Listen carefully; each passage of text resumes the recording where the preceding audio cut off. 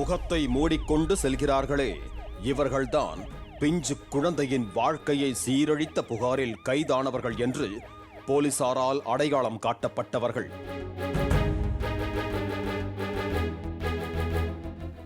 கிருஷ்ணகிரி மாவட்டம் ஹொசூர் அடுத்த மத்திகிரி பகுதியில் உள்ள தனியார் ஆதரவற்றோர் காப்பகத்தில் 20 மாணவர்கள் 23 மாணவிகள் அங்கேயே தங்கி படித்து வந்தனர். இந்த காப்பகத்தின் தாளாளராக திருநெல்வேலி மாவட்டம் அம்பாசமுத்திரம் பகுதியைச் சேர்ந்த 63 வயதான ஷாம் கணேஷும் அவரது மனைவியான 61 வயது ஜோஸ்பின் என்பவரும் கிருஷ்ணகிரி மாவட்டம் ஹொசூர் அடுத்த தின்னூர் லட்சுமி நரசிம்மன் நகர் பகுதியில் தங்கி நடத்தி வந்தனர்.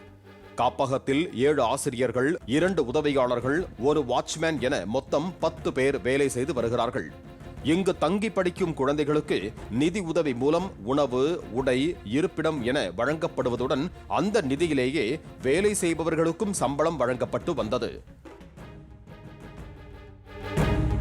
இந்த காப்பகத்தில் தேன்கனிக்கோட்டை தாலுகாவைச் சேர்ந்த தந்தையை இழந்த 9 வயதுடைய சிறுமி 4ஆம் வகுப்பு படித்து வந்தார். கடந்த செப்டம்பர் 9ஆம் தேதி மாலை அந்த மாணவியின் தாய்க்கு காப்பகத்தில் இருந்து போன் செய்து உங்கள் மகளுக்கு உடல்நிலை சரியில்லை என கூறியிருக்கிறார்கள். அவரது தாய் காப்பகத்திற்கு சென்று மகளை பார்த்தபோது மகளின் உடலில் இரத்தப்போக்கு ஏற்பட்டு சோர்வாக இருந்துள்ளார். அவரை மருத்துவமனைக்கு அழைத்து சென்று மருத்துவம் பார்த்திருக்கிறார்கள். அப்பொழுது மருத்துவர் சிறுமியின் தாயாரிடம் உங்க பொண்ணு கிட்ட யாரோ தவறா நடந்திருக்காங்க, அதனாலதான் இப்படி நடந்திருக்கு என்று தெரிவித்துள்ளார். இதையடுத்து தனது மகளிடம் கேட்டபோது தாளாளர் ஷாம் கணேஷ் தன்னிடம் தவறாக நடந்ததை கூறியுள்ளார். இதனையடுத்து ஆவேசமடைந்த தாய் தனது மகள் மற்றும் தனது உறவினர்கள் சிலரை கடந்த செப்டம்பர் 16ஆம் தேதி காப்பகத்திற்கு சென்று நியாயம் கேட்டிருக்கிறார்.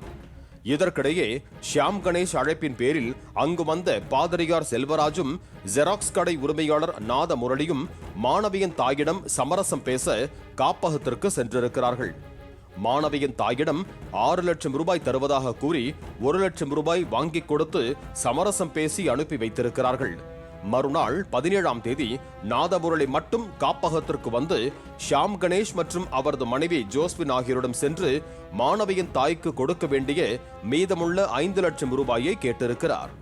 பணம் கொடுக்க மறுத்த ஷாம் கணேஷ் தன்னை யோகியவான் போல காட்டிக்கொண்டு ஹொசூர் ஏஎஸ்பி அக்ஷய் அனில் பஹாரேவை நேரில் சந்தித்து புகார் அளித்தார். போலீஸ் விசாரணை சூடுபிடித்த நிலையில் சிறுமியை பாலியல் தொந்தரவு செய்ததை காப்பகத்தின் தாளாளர் ஷாம் கணேஷ் போலீசாரிடம் ஒப்புக்கொண்டார். இந்த சம்பவத்தை பணம் கொடுத்து மூடி மறைக்க தாளாளர் ஷாம் கணேஷின் மனைவி ஜோஸ்பின், பாதிரியார் செல்வராஜ், காப்பக ஆசிரியை இந்திரா, ஜெராக்ஸ் கடைக்காரர் நாதமுரளி ஆகியோர் முயன்றதும் தெரிய வந்தது. இதையடுத்து குழந்தைகள் நல பாதுகாப்பு அலுவலர்கள் ஹொசூர் அனைத்து மகளிர் காவல் நிலையத்தில் கொடுத்த புகாரின் பேரில் காப்பகத்தின் தாளாளர் ஷாம் கணேஷ், அவரது மனைவி ஜோஸ்பின், காப்பக ஆசிரியை இந்திரா, பாதிரியார் செல்வராஜ், ஜெராக்ஸ் கடைக்காரர் நாதமுரளி ஆகியோரை கைது செய்தனர்.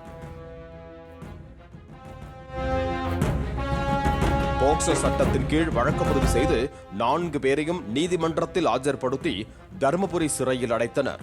அந்த காப்பகத்தில் தங்கி இருந்த மாணவ மாணவிகள் மீட்கப்பட்டு அரசு காப்பகங்களுக்கு அனுப்பி வைக்கப்பட்டனர். பாலிமர் செய்திகளுக்காக கிருஷ்ணகிரி செய்தியாளர் சத்யா. பிளே ஸ்டோர் மற்றும் ஆப் ஸ்டோரில் இருந்து பாலிமர் செயலியை QR கோடு மூலம் பதிவிறக்கம் செய்யுங்கள். செய்திகளை உடனுக்குடன் பெறுங்கள்.